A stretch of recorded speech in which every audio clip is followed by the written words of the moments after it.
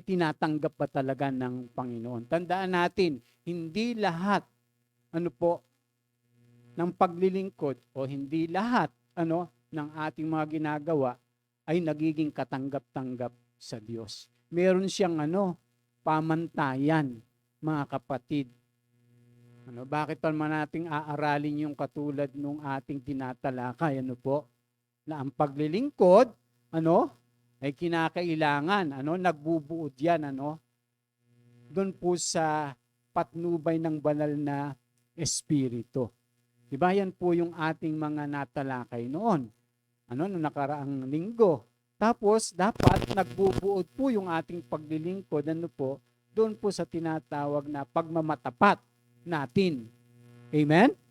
Yun po yung ating tinalakay hindi po natin yan natapos, Pinamagatan nga po natin na paglilingkod. At sabi po diyan, babasahin natin muli, ito pong ating teksto, na ang sabi diyan, ayon sa kagandahang loob ng Diyos sa akin, inilagay ko ang pundasyon tulad ng isang mahusay na tagapagtayo. Iba naman ang nagpapatuloy sa pagtatayo ng gusali. Ngunit dapat maging maingat ang bawat nagtatayo. So, ibig sabihin, yung bawat naglilingkod, yun po yung ibig sabihin. Maging maingat tayo dun sa ating mga ginagawa. Habang tayo ay naandito pa sa lupa. Bakit? Sapagkat wala ng ibang pundasyong maaring ilagay maliban sa nailagay na. Walang iba kundi si Hesukristo. So dapat ang pundasyon po pala, ang batayan po natin, ng lahat ng ating paglilingkod at ginagawa ay walang iba kundi ang ating Panginoong Jesus. Ibig sabihin nito, kung yung kanyang mga sinasabi na dapat po nating ginagawa. Yun po yung ibig sabihin niyan. Kaya nga po yung pundasyon po na itinayo po, at inilagay ni Apostol Pablo ay walang iba kundi ang ating Panginoong Jesus. Amen?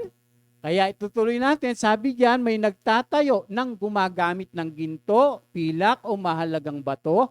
Mayroon namang gumagamit ng kahoy, damo o dayami. So, ibig sabihin pala, meron talagang yung mananatili at merong hindi. Kasi yung mga mamahaling bato, nananatili yan. Pero yung kahoy, damo, dayami, madali lang yan. Pag dumaan yan sa apoy, tupok lahat. Pero yung ginto, mananatiling ginto. Yung pilak, mananatiling pilak. So, ibig sabihin, yung batayan po natin, yung ating mga ginagawa, na paglilingkod, ay saan po naroon? Yari ba sa ginto't pilak? O yari lamang sa mga madaling masunog? So ano pa po ang sabi diyan? Makikilala ang uri ng gawa ng bawat isa sa araw ng paghuhukom. Diba, hindi naniniwala dito Kaya ang kanilang katwiran sa buhay, let us eat and drink, for tomorrow we die. Sabi nilang ganon. Kalukuhan yan. Lahat naman tayo mamamatay. Kaya kumain tayo at uminom sapagkat bukas tayo ay mamamatay. Magsaya tayo, sabihin ganon. Ayun po yung banner ng mga makasan libutan. Yun po yung kanilang filosofiya, mga paniniwala. Kumain na lang tayo at uminom. Kasi mamamatay tayo. So sabihin, magpakasarap na tayo. Gawin na natin yung ganito, ganyan. Alam niyo po, sabi ng Panginoong Yesus, di ba? Ang pagdating ng anak ng tao, ng ating Panginoong Yesus, ay matutulad nung panahon ni Noe. Ang tao nagkakainan, nag-iinuman, nagsisipag-asawa, mga ganon, hanggang sa dumating yung baha. Pagdating ng Panginoong Yesus, ganon. Yung mga tao ay aabutan niya na namumuhay sa laman. Alam niyo po, dalawa lang po ng uri, yung pamumuhay na pwede nating ipamuhay dito sa lupa. Yung mamuhay tayo sa laman o sa ating sarili, o o mamuhay tayo para sa ating Panginoon. Ganun lang po lagi. Kaya pag namumuhay ka para sa ating Panginoon, di ba? Aba, ay yung mga ginagawa mo, makapagbibigay ng kaluguran sa Kanya. Pero kung namumuhay ka sa iyong sarili, kaya sabi ng ating Panginoong Hesus, namatay siya para sa lahat, upang yung mga nabubuhay ngayon ay wag nang mabuhay para sa kanyang sarili, kundi para kay Kristo na. Sino po yung tinutukoy na nabubuhay ngayon na dapat mabuhay para sa Panginoon? Yung mga mananampalataya. Kung ang Panginoong Hesus, naniniwala tayo na namatay siya para sa atin, nananampalataya tayo, kinikilala natin yung ginawa niya, para sa atin, ay dapat yung ating buhay ngayon ay ipapamuhay na natin para sa Kanya. Amen? Hindi na po para sa ating sarili. At siyempre, kung namumuhay ka para sa Panginoon, yung buhay mo ngayon ay ipaglilingkod mo sa Kanya. At yung paglilingkod na gagawin po natin ay dapat, siguruhin natin na mananatili. Amen. Kaya sabi diyan, kung ang itinayo, sa ibabaw ng pundasyon na hindi masunog, tatanggap ng gantimpala ang nagtayo noon. Tandaan natin, merong gantimpala. Merong gantimpala. Siyempre, gaya na sabi ni Apostol Pablo, di ba? Ang iniintay niya, yung gantimpala pagdating ng ating Panginoong Hesus. Kaya wag po tayo magtatampo kay Lord. Baka sabihin natin, Lord, bakit ganon? Nagsisilbi naman ako sa iyo. Bakit eto? Lord, bakit ganon? Sumusunod naman ako sa iyo. Bakit ganito lang? Di ba? Minsan Lord, bakit ganon? Nagsisikap akong gawin kung ano yung kalooban mo. Ba't ito yung nangyayari sa akin? Di ba? Minsan may mga tanong tayong ganon sa ating isip. Tama, hindi. Tapos magtatampo ka, hindi na nga ako mag-church. Lord, bakit ganon? Kung kailan talagang gusto kong gawin kung ano yung nais mo, bakit kami pinapagalitan ni pastor? Bakit kami, pinagsasabihan? Ay, naku mga kapatid, tandaan po natin, ang pagsunod sa Panginoon ay hindi madali. Para kang sumusuot sa butas ng karayom. Kaya minsan ininimbawa ng Panginoong Hesus yun. Di ba? Yung hirap pumasok sa karya ng Diyos. Mabuti pa sa isang kamelyo ang pumasok sa butas ng karayom kaysa sa isang mayaman na makapasok sa karya ng langit. Diba? Yung pagsunod sa Panginoon, yun po yung ibig sabihin, mga kapatid. Ibig sabihin, hindi madali. Kasi po, pagka inaral natin yun, yung pong kasi, bawa yung Jerusalem, yung syudad, meron pong gate yan. Tapos merong makitid na daan doon. Tapos pagka yung inabot na ng alanganin, na pagpasok ng mga katulad ng kamelyo doon sa gate, pag naisara na yung gate, doon po sa makitid na butas pinapadaan. Halimbawa ni Lord. Ganun kahirap. Kaya yung pagsunod, mga kapatid, sa Panginoon, ay hindi po talaga madali. Nangangailangan talaga ng pagpupursige. Ang dami, kinakailangan natin sakripisyo. Ang dami natin kailangang ialay. Kasi yun yung paraan ng Diyos para tayo, maiwangis tayo, sa ating Panginoong Hesus. Matulad tayo sa Kanya. Kaya mahirap, yung matulad sa Panginoong Hesus pagka ikay namumuhay lang sa iyong sarili. Ang hirap, mga kapatid. Kailangan talagang mamuhay tayo sa pamamagitan na kung ano po yung sinasabi at tinuturo sa ating Panginoon. Hindi madali yung pagsunod sa ating Panginoon sa Kristo. Hindi madali yung maglingkod sa ating Panginoong Jesus. Naranasan ba natin yung naranasan ng mga apostol? Hindi pa. Madali ba yung mga pinagdaanan nila? Hindi. Pero ang sigurado, yung kanilang paglilingkod ay katulad sa ginto't pilak.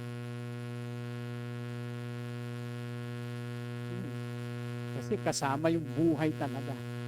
Kaya sabi nga dyan, kung ang itinayo, ngunit kung masunog naman, mawawalan siya ng gantimpala. Gayunman, maliligtas siya, kaya lang ay para siyang nagdaan sa apoy. Huwag kung iyan ang ating kakatwiran sa paglilingkod. Ay, basta pastor, maligtas lang ako. Okay na.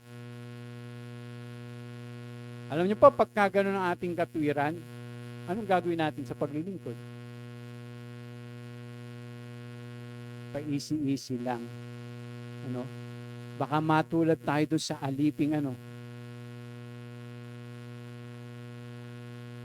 pa-easy-easy. Ay, tagal pa naman dadating si Lord. Sabi niyang gano'n, kaya ganito muna gagawin ko. May koneksyon po yun lahat, mga kapatid. Yun yung nagpapa-easy-easy. Tagal pa naman, sa 20, pa naman, 50 darating si Lord. Parang gano'n, Tsaka na ako mag-serve. Tsaka na talaga ako susunod sa Panginoon. Tsaka ako naggagawin yung kalooban ng Diyos. Di ba? Minsan gano'n lang, ay kinuha ka ni Lord mamaya. Diba? Hindi natin alam yun eh. Hindi nga natin mahuhulaan kung anong mangyayari mamaya o bukas kaya. Hindi natin alam yun. Kaya nga po yung paglilingkod, mga kapatid, laging ngayon. Yung pagsunod sa Panginoon, laging ngayon. Yung pagtatapat sa Panginoon, laging ngayon. Hindi natin laging pagpapabukas. Ang tawag doon ay mañana hati. Mamaya na lang. Mañana hati. Aaron, gawin mo naman to. Mamaya na, Pasko. Okay na sabi, Aaron, gawin mo to. Ba't ako? Minsan nagiging paniki pagka inuutusan. Nagiging bat. Kaya itinutuwid po ng apostol yung mga Kristiyano sa Korinto. Itinuro sa kanila ang halaga ng kanilang ginagawang paglilingkod. Napakahalaga po. Ano yung ginagawa natin paglilingkod? Sabi diyan, yung tamang paggamit ng mga kaloob. Pagka hindi tama yung paggamit, ay parang wala ring saysay. Meron kang talent, meron kang abilidad, meron kang mga gifts. Tapos, hindi naman mo ginagamit ng tama. Mahirap. Mga kapatid. Kaya sabi diyan, yung pagkakaisa, siyempre kasama yan sa paglilingkod natin Yung pagpapakumbaba, pag wala niyan, lalo na yung pagpapakumbaba, naku, ang hirap. Ang hirap mag-serve pag walang humility. Diba? Ang hirap nung ganon. Hindi tayo makakapag-serve pagka wala tayong humility. Katulad ng ginawa ni Lord. Katulad ng ginawa ng Panginoong Jesus. Yung siya ay naghugas ng paa. Sabi diyan, dapat nilang tiyakin na ang kanilang ginagawa ay manatili sa pagdating ng paghuhukom. Ang lahat ng mga paglilingkod, bagaman ginagawa sa pangalan ng Panginoong Jesus, ay maaaring manatili o matupok sa araw ng paghuhukom. Tapos natalakay po natin dyan, sabi nga dyan, ano po ba yung paglilingkod na kalugod-lugod sa Panginoong Hesus? Una, natalakay natin, nalulugod ang Panginoon sa paglilingkod na bunsod ng banal na Espiritu. Papaalala ko pong muli sa inyo mga kapatid, napakahalaga po na i-desire po natin na tayo po ay mabaptize ng Holy Spirit.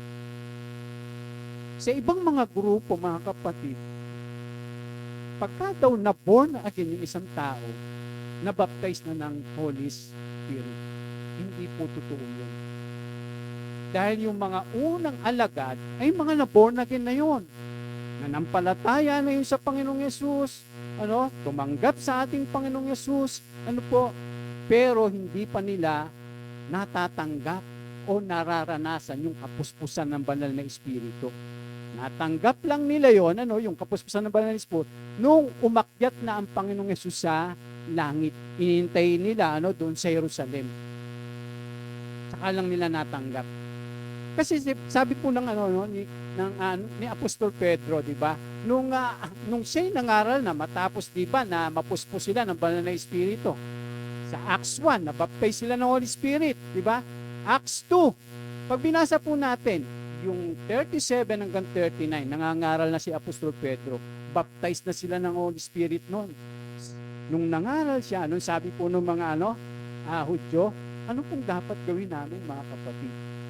Sabi ni Apostol Pedro, pagsisiyan ninyo talikuran ng inyong mga kasalanan, at magpabautismo kayo sa tubig. At tatanggapin ninyo ang kaloob na Espiritu. Sabi pong ganon. Tatanggapin pa lang. Mga kapatid.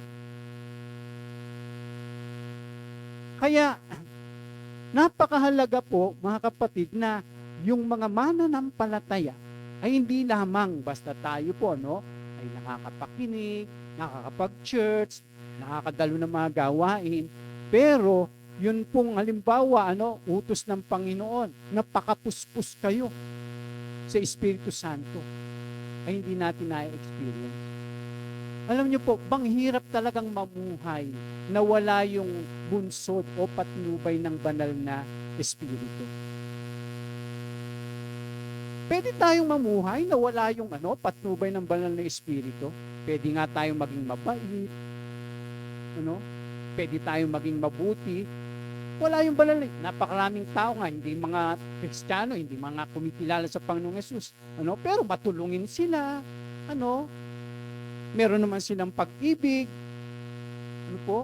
Sabi ni Apostol Pablo, kahit na ibigay pa nga yung buhay ko, kahit sunugin pa yung katawan, kung wala akong pag-ibig, di ba? Pero yung ganon, tumutulong, nagbibigay, pag-ibig yun . Pero iba po kasi yung pag-ibig na mula sa Espiritu. Mga kapatid, yung udyok. Kaya, pag tayo sumasamba, lagi ko kayo ni-encourage, Lord, puspusin mo ako ng banal na Espiritu. At alam niyo po, yung pong ebidensya ng kapuspusan ng banal na Espiritu, alam niyo po, speaking in tongues. Sinasabi nila, ay, wala na yan, pastor, di na yan totoo, noon lang yan. Ay samantalang sabi ng Biblia, yung nagsasalita sa ibang wika, ay hindi sa Diyos nakikipag-usap. Sabing ganon. So, ibig sabihin, walang nakakaalam ng kanyang sinasabi. Kundi yung banal na Espiritu. Pero nung mapuspos po ng banal na Espiritu, yung mga alagad, nagsalita sila sa ibang wika. Tapos, naintindihan nung mga taong nakapaligid sa kanila. Kasi nga po, may layunin ng Diyos kung bakit naintindihan nila yon. Kung bakit nauunawaan nila yon. Kung bakit naintindihan nila yung sinasabi ng mga alagad. Pero yung sinasabi sa 1 Corinthians 14, na ang nagsasalita ng ibang wika ay nakikipag-usap sa Diyos at walang nakakaunawa ng kanya sinasabi. So, ibig sabihin, may dalawang uri ng speaking in tongues. Yung naiintindihan at hindi naintindihan.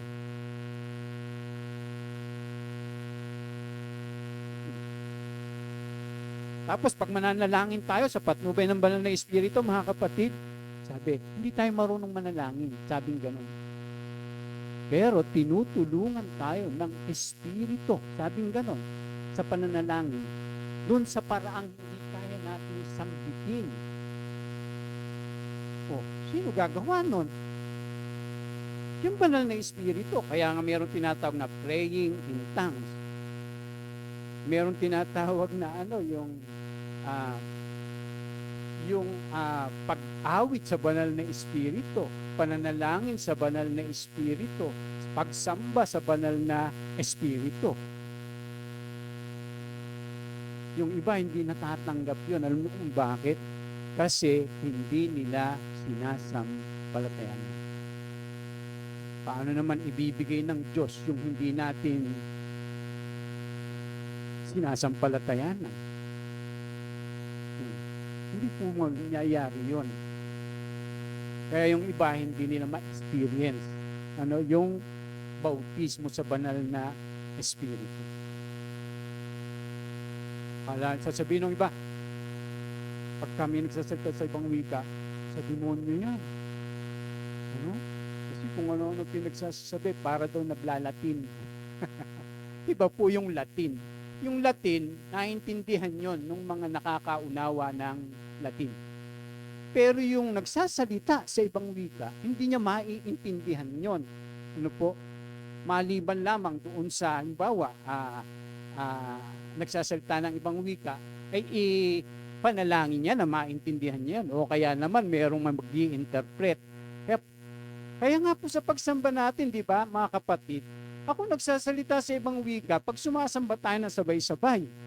Pero kung halimbawa magsasalita ako sa ibang wika, halimbawa magaganyan ako, hindi niya naman maintindihan talaga eh. Diba? Kaya mas mabuti pa, hindi na lang ako magsalita sa ibang wika kaysa naman nagsasalita ako na hindi niyo naunawaan. Magsasalita na lang ako ng ganito, nang naunawaan ninyo. Kasi ang lalakas yung iglesia. Pero yung pinalalakas, nagsasalita sa ibang wika, ay yung sarili niya, sabi ng Biblia. So mayroon pong tawag dyan, yung layunin, yung gift ng pagsasalita sa ibang wika. Ine-edify niya yung kanyang sarili. So yun yung benepisyo. Bakit ako nakakapagsalita ng ganito sa inyo? Kasi naranasan ko yun. Wala naman akong karapatan magsalita tungkol sa banal na Espiritu, tungkol sa pagsasalita sa ibang wika, kung hindi ko yun naranasan. Kaya yung mga hindi naniniwala doon, hindi sila makakapagsalita o makakapangaral, makakapagturo tungkol sa banal na Espiritu. Bakit? Hindi nila yung nararanasan eh. Sabi nga nung ating General Overseer, nung nag-aaral siya sa Bible School, sabi niya, meron daw professor na nagsabi sa kanya na hindi naniniwala sa sa speaking in tongues. Sabi niya, ikaw, nagsasalita ka, sabi sa kay Pastor Matt, nang ayon sa iyong karanasan. Sabi niya naman, ikaw, nagsasalita ka, nang ayon sa iyong kawalang karanasan.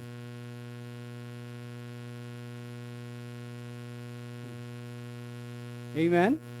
Ganun kahalaga po yung banal na Espiritu. Yung inuudyukan tayo doon sa lahat ng ating mga ginagawa.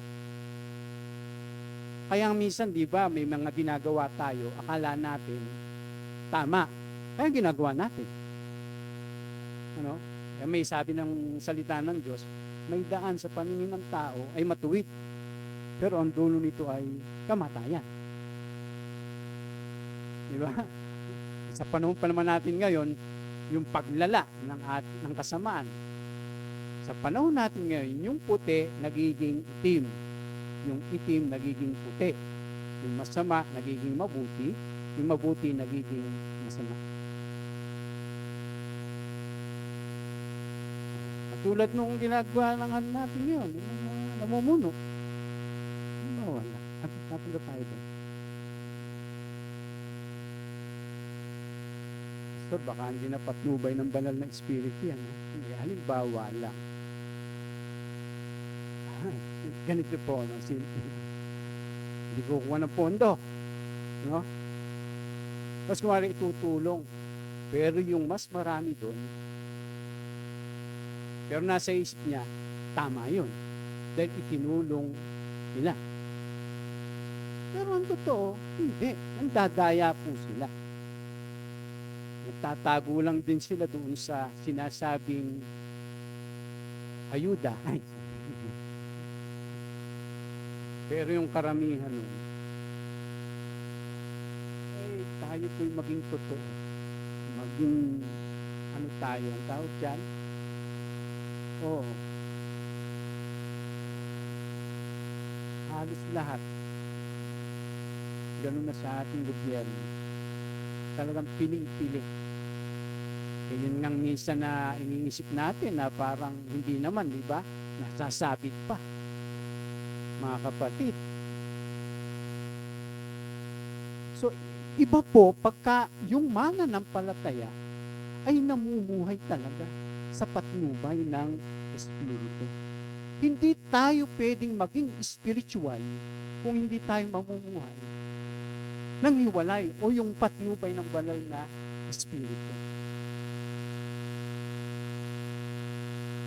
Kaya napakahalaga po mga kapatid, yung bunsod ng banal na Espiritu sa atin. Dalawa lang lagi yan. Yung masamang espiritu ang nagbubunsod sa iyo. Yung laman mo. O yung banal na espiritu. Kaya po pala pinadala yung banal na espiritu. Dahil ang kalaban natin, mga masasamang espiritu. Ba't yung nakatingin sa akin? Ayan.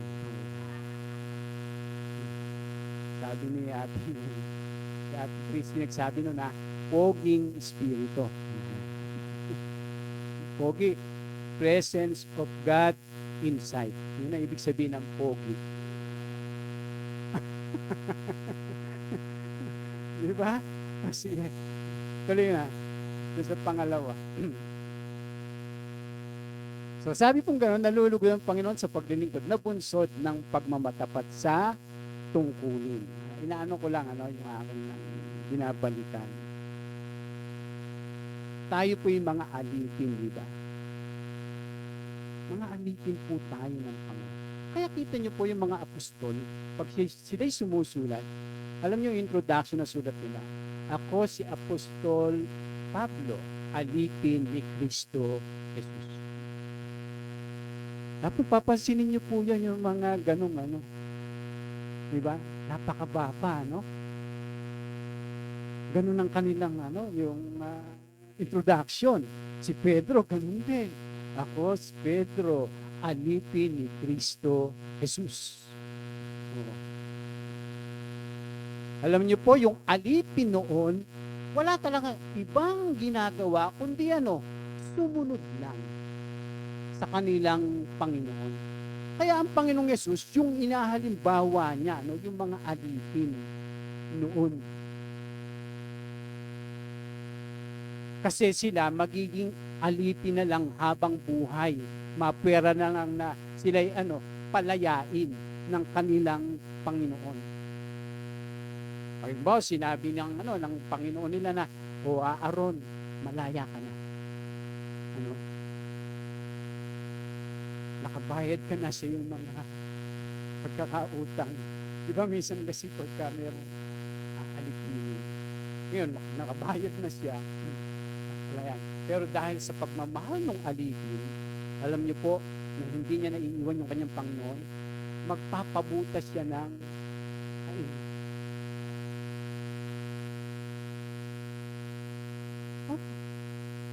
kaya yung nagpapabutas ng tainga.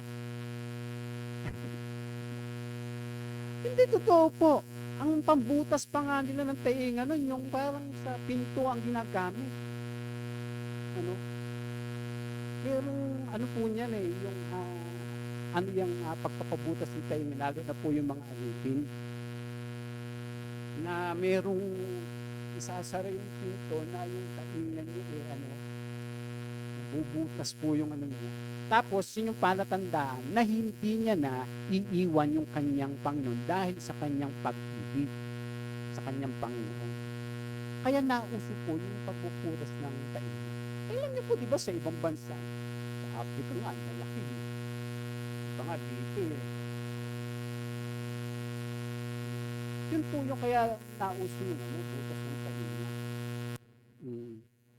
Ngayon, iba na, meron ditong butas, may butas dito, butas dyan, diba? Lahat na, yung mga ganon. Kaya ganon po yung mga alipin noon, hanggang sa siya'y mamatay, yung kanyang Panginoon ay kanyang paglilingkuran. So, dapat ganon din po tayo mga kapatid. Amen? Magtatapat tayo sa Kanya. Tinawag tayo ng Panginoon, niligtas niya tayo, imbis na maglingkod tayo sa masama, kay Satanas, dahil nung wala pa tayo kay Kristo, sa totoo lang, si Satanas yung ating pinaglilingkuran. Pero ngayon, hindi na. Kaya nga po nagpapabautismo eh. Dahil ang ibig sabihin ng bautismo, ay inaano natin si Satanas, iwinawaksi. Iwinawaksi na natin ng masama. Tinatalikuran na natin ng masama. At tayo'y nakikipag-isa na sa ating Panginoong Hesukristo. Nangangako tayo na siya yung ating paglilingkuran, siya yung ating susundin, at para sa Kanya lamang tayo mabubuhay. Yun po ang ibig sabihin ng bautismo. Kaya nagpapabautismo sa tubig. Amen? Kaya kung alipin ka na ng Panginoon, alipin na tayo ng Panginoon, ay magtapat po tayo sa Kanya. Sapagkat ang hinahanap niya, at nakalulugod na paglilingkod sa Kanya, ay yung may katapatang paglilingkod. Yung susunod lang tayo sa ating Panginoon. Amen? Amen! Parang yung iba, parang alanganin. Ang hirap yata niyan, pastor. Ay, ganun nga po eh. Alam niyo tayo mga kapatid, alam niyo po, sanay na sanay po tayo sa ganito, na talagang yung sarili natin yung ating mga sinusunod. Kaya mapapansin nyo, yung Matthew 7:21, na hindi lahat ng tumatawag sa akin ng Panginoon, Panginoon, ay makakapasok sa kaharian ng langit. Yun yung masaklap, di pa makakapasok. Mabuti pa yung kaninang binasa natin, maliligtas. Pero para siyang bahay na nasunugan. Ay etong sa Matthew 7:21, sasabihin nung pagdating ng araw na yun, Panginoon, nangaral po kami. Panginoon, nagpalayas po kami ng demonyo. Panginoon, nagturo po kami. Panginoon, nagpahayag po kami sa inyong pangalan. Ano sasabihin ng Panginoon sa kanila? Lumayo kayo sa akin. Hindi ko kayo nakikilala. Kayong mapaggawa ng masama. Mga tanong dyan mga kapatid. Gifted ba sila? Gifted? Bakit gifted? Nakakapagpalayas ng demonyo eh. Nakakapagpahayag. Parang ganito. Ang galing mangaral, magturo. Galing magsalita. Di ba? Akala mo, tupang-tupa. Yung pala, nakasuot lang ng maskara ng tupa. Nagdadamit tupa lang pala. Yung pala, lobo. Pwede bang mangyari yon? Yes. Pwede po mangyari yon, mga kapatid. Kaya hindi po yung pagsunod sa Panginoon, paglilingkod sa Panginoon, hindi yung basta lang tayo nakakapagsimba, nakakadalo, nakakapag-aral, nakakapag-discipleship.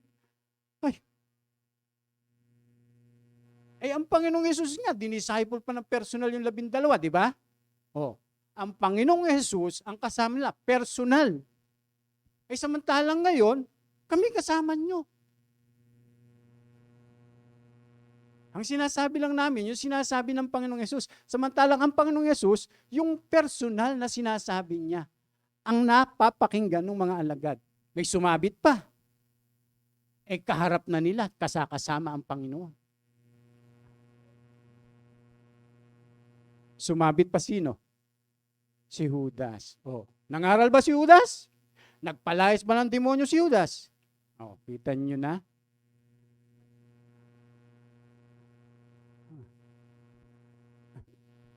Kita nyo, ha? Pero nanatili ba si Judas? Hindi. Mga kapatid, pwede pa po bang maligtas si Judas nung siya po, ay pagkanulo ang Panginoon? Paano?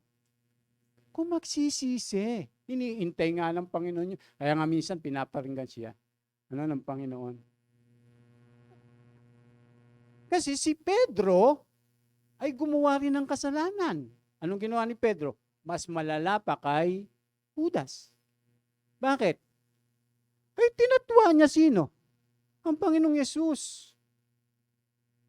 Nangangaral din ba si Pedro? Nagpapalayas din ba ng demonyo nung tinuturuan siya ng Panginoon? Sila? Yes. Pero itinatwa niya ang Panginoong Yesus.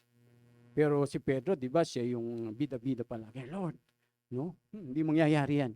Kahit ano mangyari, hanggang kamatayan, di kita iiwan. Pex man, mamatay man. Sabi ko, di ba, minsan, ganun si Pedro pabida-bida palagi. Nung ang tawag dyan? Nagkagipitan na, nagkaalaman na. Di ba? Nung hinuli na ang Panginoon, kanya-kanya sila samantalang siya yung pabida-bida. Tapos nung hinuli na ang Panginoon, sumunod nga siya, pero nagpa-distansya. Kaya yung mga tao, Pedro, di ba isa ka sa mga, hindi ko kilala yan. Pinuin mo yun? Di ba? Nagkaalaman. Hindi. Sabi na naman, Pedro, hindi. Di ba isa ka sa, hindi. Di ko kilala yan. Sumpaman. Gagano pa siya. Di ba? Pero sinabi na ng Panginoon sa kanya, Pedro, tandaan mo, bago tumilaw kang manok, maikatlo mo kung itatatwa. Anong ikatlo, di ba? Yung sinabi niya, hindi ko kilala yan. Naisip niya yung sinabi ng Panginoon na hindi niya itatatwa ang Panginoon. Nalungkot siya. Nalungkot siya. Pero siya yung mayabang palagi. Parang si Aaron lang yata yun. Di ba? Hindi ba? Di ba si Pedro, mayabang yun eh. Laging yung pasikat ba? Laging mataas ang tingin sa sarili. Kaya ang ginawa ng Diyos, in-expose siya. Kailangan minsan. Alam niyo mga kapatid, ganito ang Panginoon para mabago tayo. I-expose na tayo.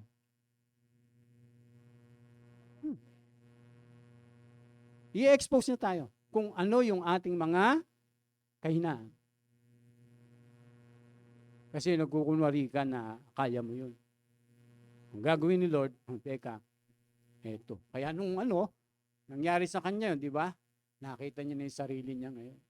Hindi pala totoo yung mga pinagsasabi ko. Nagkukunwari lang ako. Kaya iniwan niya ang Panginoon. Pero nung siya sumusunod, nagpa-distansya nga lang, malayo. Sumusunod siya, pero malayo distansya. Mahirap yung gano'n, mga kapatid. Huwag tayong sumunod sa Panginoon ng malayo distansya. Pag malayo distansya mo sa Panginoon, pero sumusunod ka, ay maaaring itatwa mo siya. Pero pag malapit, mahihiya ka. Kasama mo Diba? Mahihiya kang gawin yun. Kaya huwag tayong magpapa-distansya. Amen? Yun yung mahirap, mga kapatid. Kung tayo alipin ng Panginoon, tapos minsan, umaano tayo, sumesegue. Naiba na yung ko, So, pangatlo, mga kapatid, eto na, ano po ba yung paglilingkod na kalugod-lugod sa Panginoong Yesus? Eto po, nalulugod ang Panginoon sa paglilingkod na bunsod ng pagsamba. Dapat yung paglilingkod natin ang nagbubunsod, dahil talagang sinasamba natin ang Diyos. Mga kapatid, sinasamba natin talaga siya sa ating buhay. Sinasamba natin siya sa lahat ng aspeto sa ating buhay. Binibigyan natin siya ng karangalan sa ating pong buhay. Kasi nga lahat sa ating buhay ay pagsambayan. Pag ginagawa po natin yan, ng tapat, pag ginagawa po natin yan ng kusang loob. Kaya nga po itinuturo ng mga apostol na kailangan nating ialay yung ating sarili. Tingnan niyo po, sabi po ng Biblia. Basahin natin ng sabay-sabay. 1, 2, 3. Kaya nga mga kapatid, alang-alang sa masaganang habag ng Diyos sa atin, ako'y nakikiusap na ialay ninyo ang inyong sarili bilang isang handog na buhay, banal at kalugod-lugod sa Kanya. Ito ang karapat-dapat na pagsamba ninyo sa Diyos. Ano daw yung karapat-dapat na pagsamba sa Diyos? Ano daw yung karapat-dapat na pagsamba sa Diyos? Ialay ang sarili.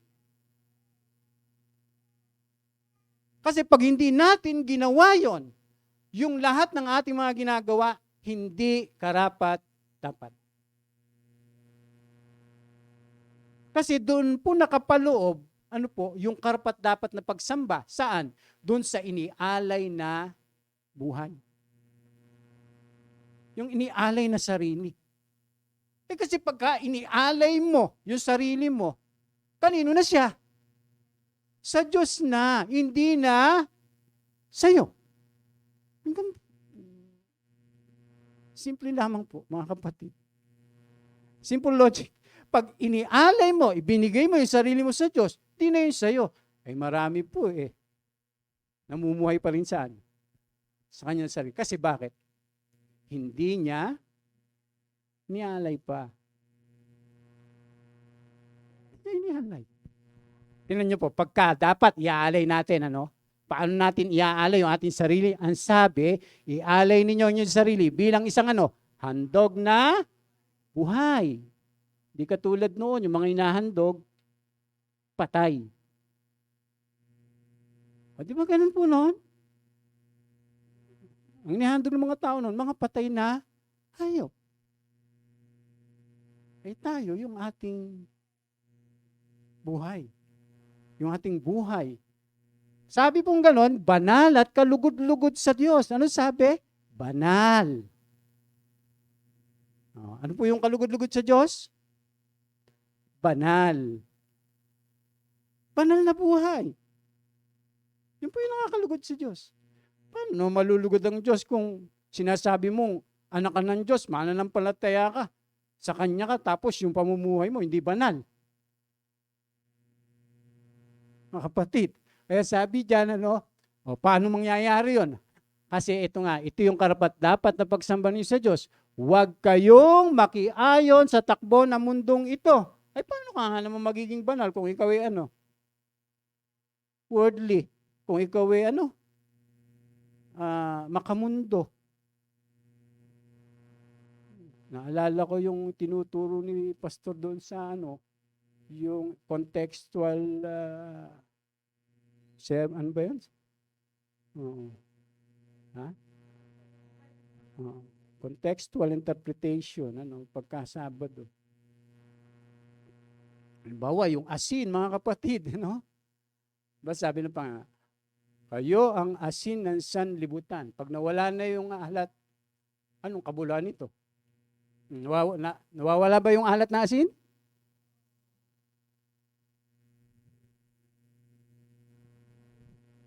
Yung asin natin, nawawala ba alat? Hindi. Pero ba't sinabi ng Panginoong Yesus na kayo yung asin ng sanlibutan? Subalit, kung mawala na yung alat niyon, wala nang kabuluhan yun. Itatapon na yun sa sa daan at tapak-tapakan ng mga tao. O, magkaiba, di ba? Oo nga, no? Kasi nga po, magkaiba yung asin noon kaysa asin ngayon. Kasi yung asin noon, alam niyo po, pag nilagay po yan sa sa mga sako, tapos yan ipinatong lang sa lupa. Sa lupa. Pagpapatong-patungin, alam niyo po, yung nasa ilalim, pinakailalim, yung pong alat nun, sinisip-sip ng lupa. Tapos may mga natitira mga sediments, mga bato-bato. At pag nawalahan na yon, di ba? Siyempre, wala na siyang pakinabang. Kaya itatapon na lang siya sa daan. Hindi siya pwedeng pataba, hindi siya pwedeng ilalagay sa mga sa daan. Kaya sabi, di ba, ng Panginoon, at tatapak-tapakan na lang siya. Kasi walang kabuluhan na siya. Kung halimbawa, ganun po tayo, yung wala na tayong alat, anong kabuluhan natin? Kaya mahirap yung masyadong nakadikit tayo sa lupa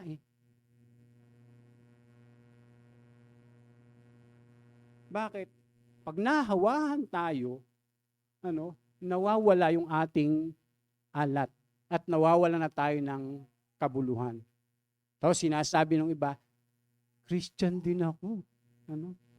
Born again din ako. Tapos yung buhay mo naman, kaparehas lang nung hindi Christian. O paano natin ngayon? O paano ngayon tawag diyan? Ma-distinguish ng mga hindi mananampalataya na ikaw nga ay mananampalataya, ay magkaparehas lang. Kaya sabi po ni Apostol Pablo, kailangan ialay natin yung atin pong buhay. Kaya sabi diyan, tingnan niyo po sa Griego, ang pagsamba ay latria, ang ibig sabihin. Kaya sabi rito, I exhort, therefore you brothers, through the compassion of God, to present the bodies of you as sacrifice living, holy to God, well-pleasing, which is the reasonable service of you. Yung service po dyan ay latrian. Latria po sa wikang Griego. Service. Paglilingkod. Kaya yung pagsamba, lahat ng pagsamba ginagawa natin, paglilingkod. Pero kapag iyon po ay hindi galing doon sa inialay na buhay, inialay na sarili, di ba? Tapos ginagawa natin ganito, ganire, Tapos baka nagkukunwari lang tayo. Ay hindi siya nagiging katanggap-tanggap. Kaya sabi diyan, ang pagsamba ay latria sa wikang Griego o paglilingkod, service sa Diyos. Ito ay action work. Sabing ganyan, yung ating mga ginagawa sa buhay, ang ating mga pag-aawit, panalangin, pagkakaloob, at iba pa ay pagsamba lamang kung ang mga ito ay kusang loob na paglilingkod natin sa Panginoong Yesus. Ang lahat ng buhay at lahat sa buhay ay latria o paglilingkod.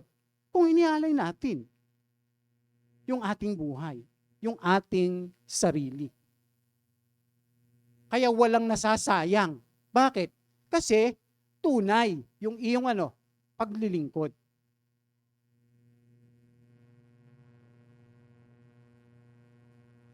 Nagiging totoo po siya sa harapan ng Panginoon. Hindi siya kunwari lamang. Mga kapatid, kaya sabi diyan, dahil dito ay nakaalay lahat nga ng ating ginagawa ay dapat nakusang loob na paglilingkod natin sa Panginoon. Kung hindi ganito, wala siyang halaga. Hindi siya paglilingkod na nararapat sa Panginoon. Sabi diyan, yung pagsamba at paglilingkod, kaya ang sabing ganyan, Tumanggap tayo ng iba't ibang kaloob ayon sa kagandahang loob ng Diyos. Kaya't gamitin natin ang mga kaloob na iyan. Pero ang tinutukoy niya ay tayo po ng mga bahagi ng church. Ang sabi, kung paano ang katawan ay binubuo ng maraming bahagi at magkakaiba ng gawain ng bawat isa, gayon din naman. Kahit na tayo'y marami, nabubuo tayo sa isang katawan ni Kristo at tayong lahat ay bahagi ng isa't isa. Kaya kung meron tayong mga kakayanan, kaloob, mga abilidad, gagamitin natin siya. Mga kapatid. Kaya nga ibinigay yan eh. Ano man yon? Yung ibinigay sa atin. Kaloob lahat yon. Ano po? Kaya kung may kaloob ka ng katalinuhan, ay gamitin mo sa church.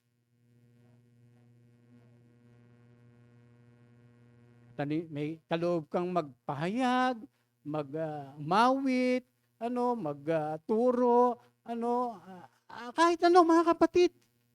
Pag may kakayanan tayo, gamitin natin. Kaya po ibinigay yan para nga ipaglingkod natin sa Diyos.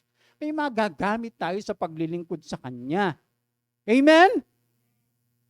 Yan po yung layunin ng mga kaloob.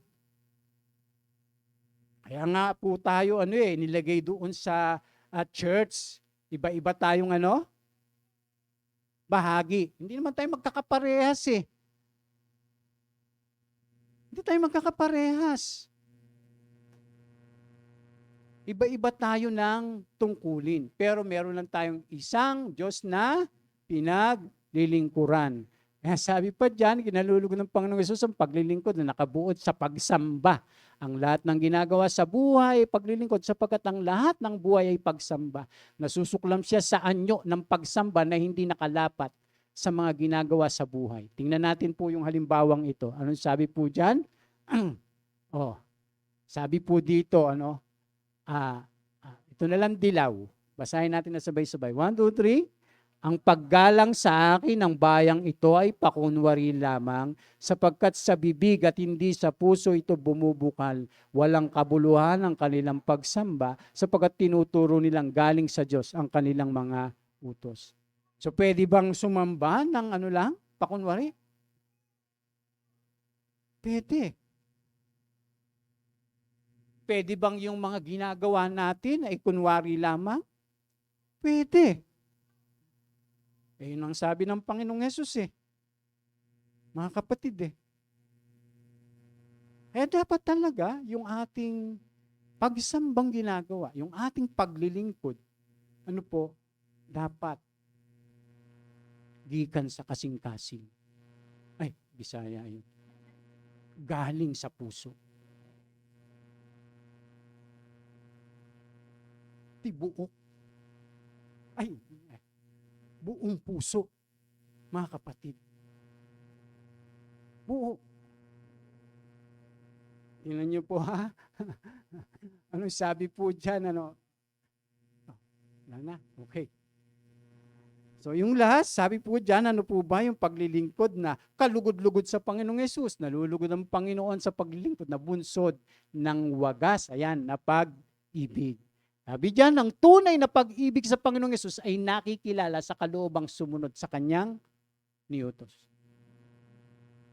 Ang totoong pag-ibig sa Panginoon, ay nakikilala po yun. Doon sa kagustuhan nating sumunod sa Panginoon. Huwag nating sasabihin, Lord, I love you. Lord, iniibig kita. Madaling gawin yon, sabihin. Alam niyo po ba na ang Panginoon di nalulugod sa salita?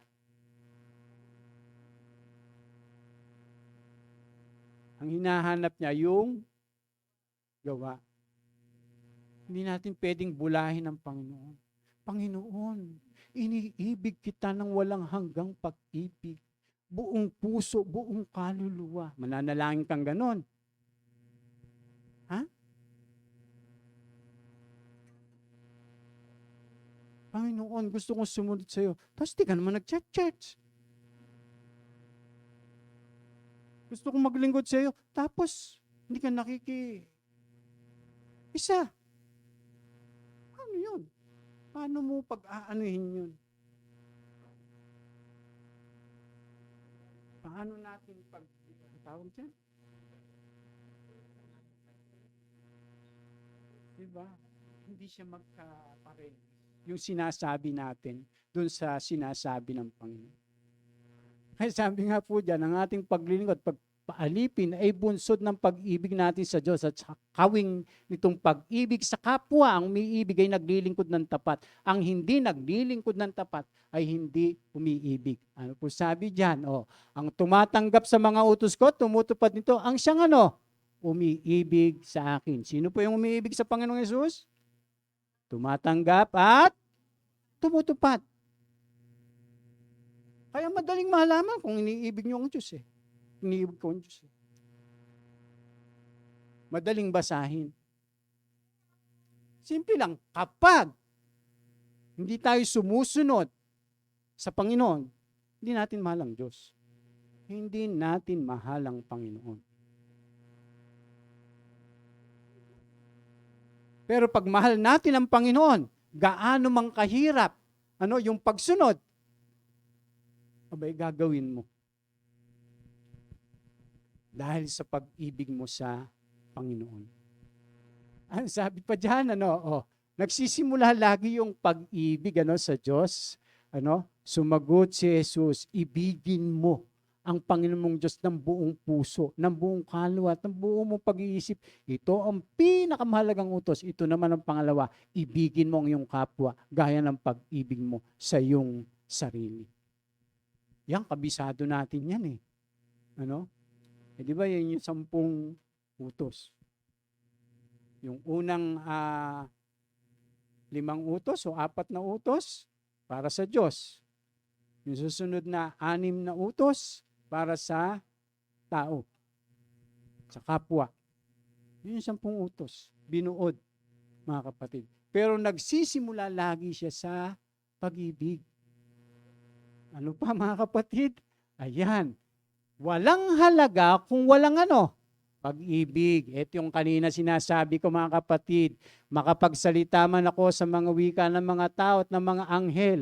Kung wala naman akong pag-ibig, para lamang akong kampanang umaalingaw-ngaw o pompyang na kumakalampag. Kita nyo po gift po yung pagsasalita sa ibang wika. Pero yung pag-ibig ay fruit. Bunga. Ang mahirap, meron kang gift, walang fruit. Yan yung mahirap. Hindi ka lumalakad sa banal na espiritu. Pero pinagmamalaki mo, na-gifted ka. Kaya magsalita man ako dito, arabasikan, gaganyan ako. Nagagang pa. Diba, nagyayabang pa nga pang nagsalita Parang kinakausap pa yung mga tao, kanya maintindihan yun. Diba? Yung maintindihan yun. Kaya lahat ng ating ginagawa, kung walang pag-ibig, kaya sabi nga ng ng salita ng Diyos, gawin nyo ang lahat ng may pag-ibig. Diba? Lahat. Pag naghugas ka ng pinggan, dapat with love. Hindi yung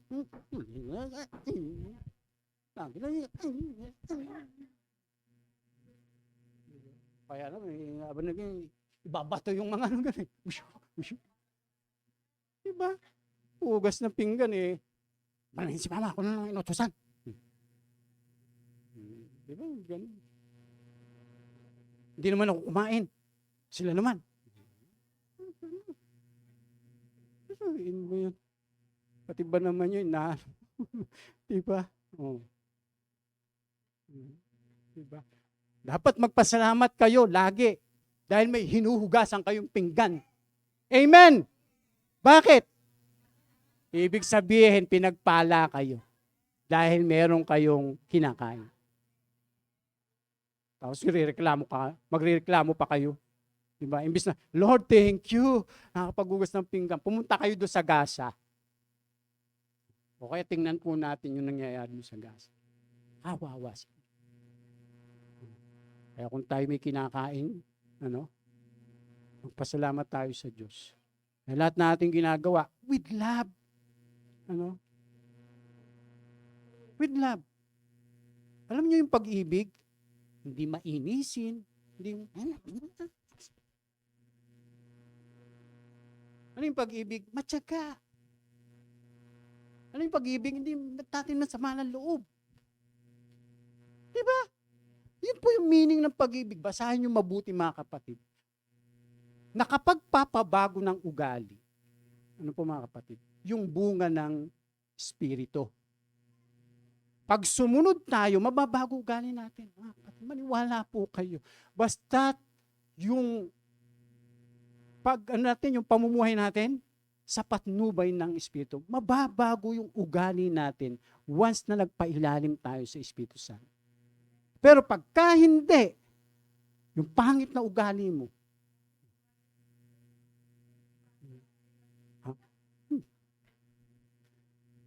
mananatili yan.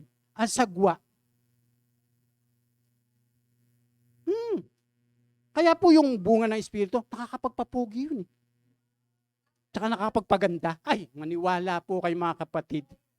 Ay, sinasabi ko po sa inyo, pag sumunod tayo, mamuhay tayo, doon sa bunga, ay, popogi ka.